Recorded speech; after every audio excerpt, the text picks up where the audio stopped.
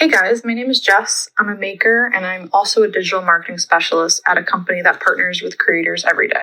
I've been an artist for over 10 years and I've spent the last 2 years on the brand side, managing campaigns and building relationships with creators behind the scenes. I'm making this video to share some honest tips that I wish more people knew, especially if you're trying to land collabs, grow your audience, or just better understand how these partnerships work. So first question, is it really that important to tag brands in my content? My answer would be 100% yes. As both a creator and someone who works in digital marketing, I can tell you that brands are constantly searching for content they're tagged in. Tagging them is how you get noticed and possibly shared. It's free exposure that can lead to partnerships, reposts, or even future campaigns. And if you're worried about someone reposting your work without credit, add a watermark, so the credit always sticks with you. The more you tag, the more chances you have to be seen and shared by those brands. Question 2. Should I only work with brands if I'm getting paid? This is a really hot topic in the maker community right now.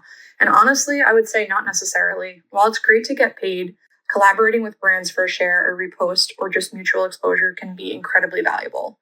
It's a great way to get free eyes on your work and build your audience. Sometimes that exposure from a respected brand can lead to more opportunities down the line. So it's not all about the immediate payment. It's about the long game of growing your reach. Know your worth, but also be honest with yourself too.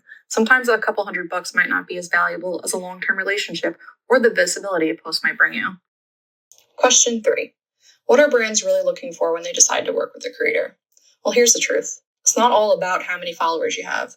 Brands are way more interested in creators who are genuinely passionate, easy to work with, and who care about their audience. If your content shows that you truly enjoy using a product and you're not gatekeeping how you did it or what you used, that's the kind of energy brands want to see.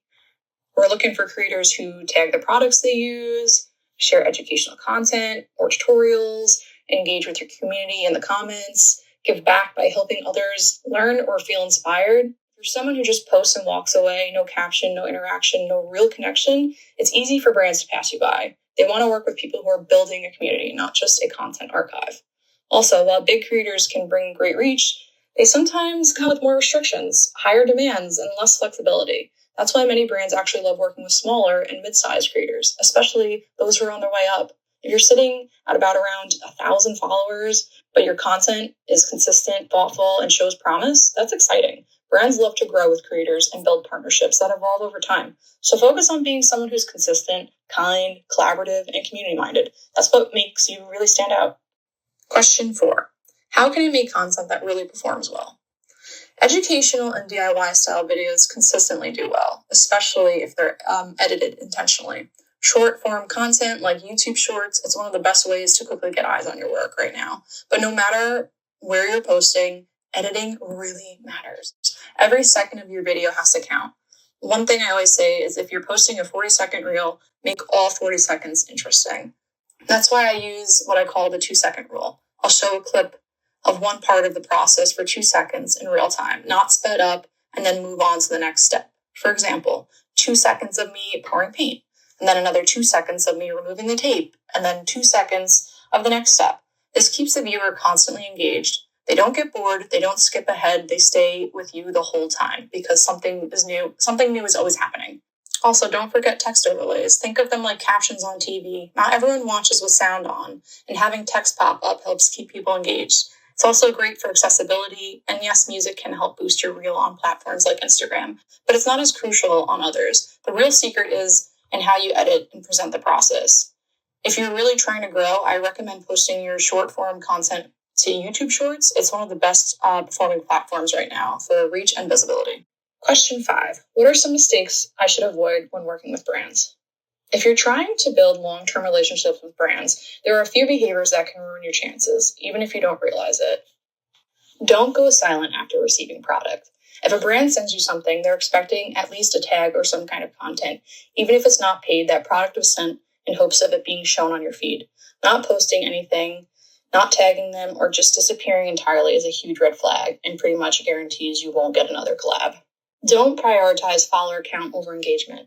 Brands aren't just looking at your follower number, they're looking at how engaged your audience is. If your comments are dry and likes are low, they'll notice. Focus on building a genuine community that interacts with your content.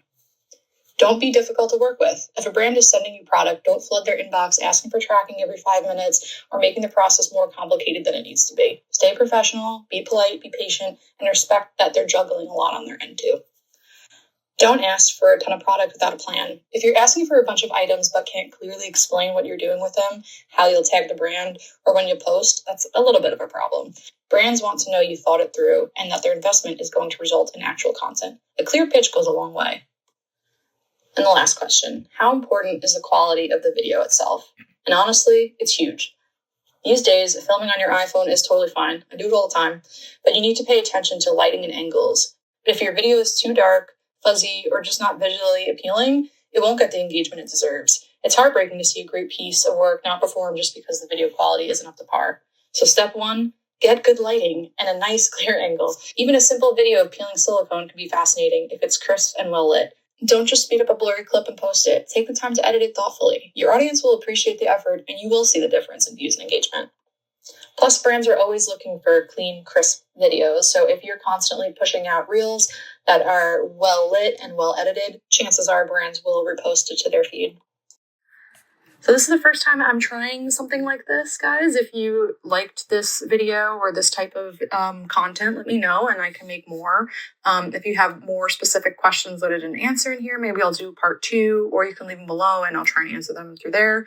It's been really awesome to connect with you guys this way, and just let me know what your thoughts are on the video. Thanks so much for watching, and if you can hit the like button and subscribe, that would really mean the world to me. Thank you so much.